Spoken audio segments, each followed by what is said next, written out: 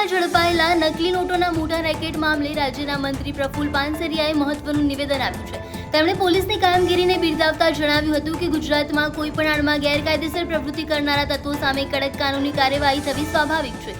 આ સફળ કામગીરી બદલ તેમણે પોલીસ વિભાગને અભિનંદન પાઠવ્યા હતા। વધુમાં મંત્રીએ ઉમેર્યું છે કે આસ્થાના કેન્દ્રો પર અનેક સારા સંતો અને યોગ ગુરુઓ ઉમદા કાર્ય કરી રહ્યા છે, પરંતુ આંગળીના વેઢી ગણાય તેવા અમુક લોકો આવીને પ્રવૃત્તિઓમાં સંડોવાયેલા હોય છે। પોલીસે શિસ્તબદ્ધ રીતે પોતાની તપાસ તેજ કરી છે અને સત્ય ટૂંક સમયમાં જ બહાર આવશે।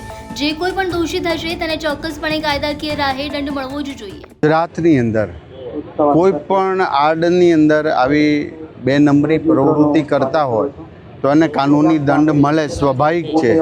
પછી યોગાના આડમાં હોય કે સામાજિક આડમાં હોય, પોલીસનું કામ કાનૂની રીતે કરી રહી છે।